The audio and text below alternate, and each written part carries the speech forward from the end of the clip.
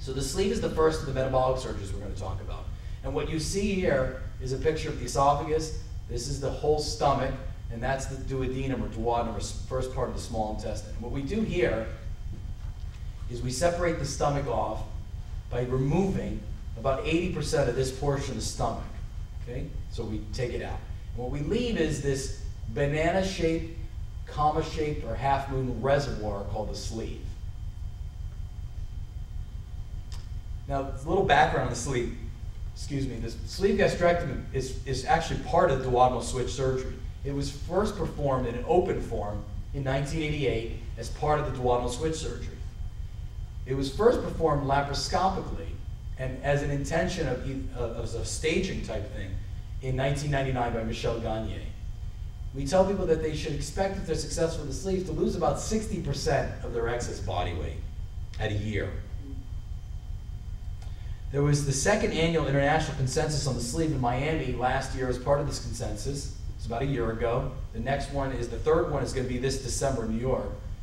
And what we basically did was summarize where we were as far as the way we approach the sleeve gastrectomy. Now there are 35 papers in the surgical literature, and there are more since this slide was designed. Over 2,400 patients studied.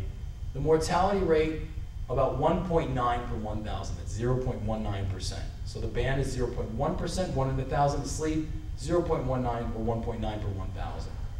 And you can use the sleeve as a be-all and end-all surgery, what we call primary surgery, or the idea of how it was invented and designed, which is a stage procedure for very morbidly obese people. Okay?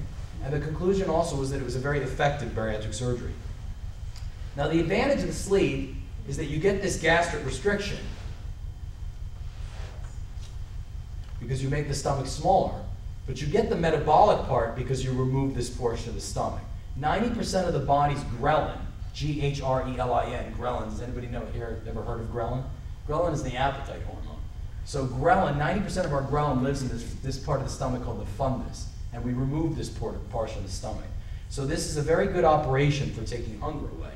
And ghrelin also has been studied and has a lot of influence, potential influence over the way we handle glucose. And so it's a very important hormone for people who have insulin resistance and potentially pre-diabetics and diabetics. So the sleeve, that's where this metabolic thing comes from. The other reason the sleeve is metabolic, and I want to overburden you with too much detail, but it's pretty exciting stuff, is that when you do this removal, the reservoir you leave behind, it actually empties a lot faster. And by emptying faster, the sleeve corrects a lot of the insulin resistance hormones, two hormones, GLP-1 and PYY36, that are very important in diabetes, okay? And especially this idea of diabetes coming from the gut. So the sleeve does that. So that's why we say that the sleeve is metabolic, and that's why it's a metabolic surgery. So it can be useful as a first stage surgery for very super morbidly obese people. And again, what I talked to you about as far as this GI tract continuity thing, same for the sleeve as the band. No need for permanent vitamin mineral supplementation because you're not doing intestinal bypass. And we've talked about the decrease in ghrelin, change in metabolism, and the increased emptying. Okay? So those are all the strong advantages of the sleeve gastrectomy. Now the disadvantage of the sleeve is the first surgery I've shown you so far tonight, that's a stapling surgery. Well, what does that mean? Well, it means that I think people have to understand that stapling procedures like the sleeve and bypass and duodenal switch can entail a higher short-term risk, immediate perioperative risk of bleeding, blood clots, and leaks. Okay, that's unique to stapling procedures. Now, I think it's also very important as you're seeing patients and you're screening them in the office when you meet them, that you're looking for reasons that this would be a good or maybe not so good an operation. And I think reflux or heartburn, severe heartburn, is a very important sign for people who might be interested in sleeve gastrectomy. So we say that reflux is a relative contraindication to a sleeve gastrectomy. It's because there's so much pressure generated in that sleeve that it can be very, very troubling and difficult to manage a patient who has a sleeve who develops reflux after who already has reflux. And also there are people who have severe heartburn where the heartburn itself, the acid has already caused some damage. And for that reason, the development of something called Barrett's esophagus, we really want to shy away from using the sleeve gastrectomy first. So it's not for everybody, so I think you have to be very selective as to who the right people are for some of these surgeries. And that's the way it should work with all these surgeries. The sleeve is the only irreversible bariatric surgery. okay? None of the other surgeries we talked about are, because once you remove that part of the stomach, you can't get it out of the bucket, you know, and put it back in, okay? Now, one disadvantage of the sleeve, and this is changing every day, recently another major insurance carrier in the United States has now taken on the sleeve for coverage, and that's Aetna, and Cigna and United had beforehand.